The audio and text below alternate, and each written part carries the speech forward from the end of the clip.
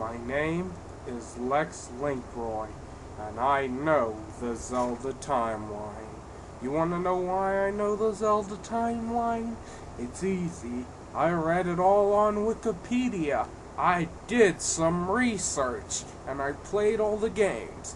Now I will tell you the order of which they go in. The first Zelda game in the Zelda timeline is Zelda 1, because it came out in 1987. The one after that would have to be Zelda 2, because it came out in 1988.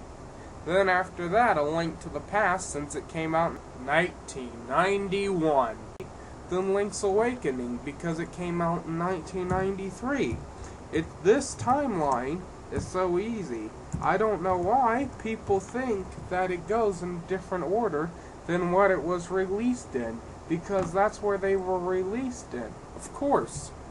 So yeah, and the next one would have to be the Ocarina of Time. It came out in 1998, and it was the best Zelda game yet. A lot of people loved the Ocarina of Time, and I couldn't blame them. That game was very fun, and it set the standards for other Zelda games to come. After that came Majora's Mask. It was released in the year 2000. It had a different style of gameplay and a different story altogether, and it was a pretty fun game too, although a lot of people say that it's not as good as the Ocarina of Time, and that's why I say Majora's Mask is underrated. Then we get to the Oracle of Ages and Seasons. Where do they go on the timeline? At the same time. They were both released in 2001, and it had an updated Link's Awakening engine. Both Ages and Seasons were both very good games and were fun to play. They were like playing the original Zelda more than Link's Awakening. Link's Awakening was like an downgraded A Link to the Past, but Oracle of Ages and Seasons were like an upgraded Zelda 1. Alright, so the next game in the timeline would have to be Four Swords, the original, the first Four Swords game that came out in 2002, in North America and other territories in 2003. This game featured a multiplayer feature, and it was fun playing it with multiple people, but the lowest you could play it with was 2. That's why a lot of people say it doesn't count as a Zelda game, and that it's just a Link to the Past again. I say it's 2 games in one. One's an old game, one's a new game. But if you want to play Four Swords, you have to have at least 2 of the same game. So if you really want to play this Zelda game, you either need to find it on an emulator or just buy 2 copies on eBay, or if you're lucky, find it in your local GameStop if they have any. So yeah, Four Swords. After the original Four Swords came Wind Waker, which is my favorite in the Zelda series. I have fun playing this game. It would have to come in 2003, and it did. In this game, you went to sail around everywhere, and I think sailing was the least fun part of the game. I think other than that, the game was pretty fun itself. So, I would have to put Link's Awakening after Four Swords. Alright, so the next game in the Zelda timeline would be Four Swords Adventures. It was an updated version of Four Swords, and it featured multiple players. The problem was that it was so hard to hook up. You had to have 4 Game Boys to play with 4 people. Why couldn't you just do that with 4 GameCube controllers? That would have been much more fun instead of finding 4 different Game Boys. What if someone wants to play with you but they don't have a Game Boy Advance? Well, then we can't play Zelda Four Swords. And who would want to play its one-player mode? A single-player version's boring. I mean, I could fall asleep playing it, but I did beat the entire game. And yeah, it would have to be the next game in the Zelda timeline, because it came out right after Wind Waker. And the next game in the Zelda timeline would have to be the Minish Cap. Now, the Minish Cap, you could shrink and you can grow, and it was like playing Four Swords, but one player. And I think this is my favorite in the Four Swords saga, and probably my favorite portable Zelda game. This game featured a sidekick named Elslo, who would yell at you all the time, and that was pretty funny too.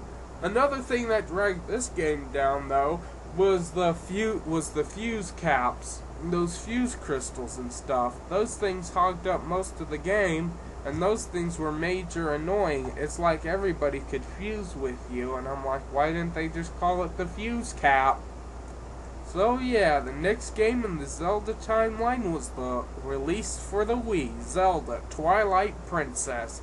This game came out in 2006. Now, everyone says that it takes place after Ocarina of Time. Well, it does. It just doesn't take place 100 years afterwards.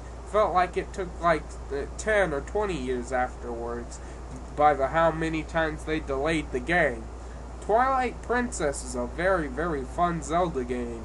The Wiimote works in this game, and so does the regular GameCube controller. So either way you want to play it, they're both very fun. It has the second funnest dungeons I've played yet, and the characters are interesting. And it does have a pretty good story as well.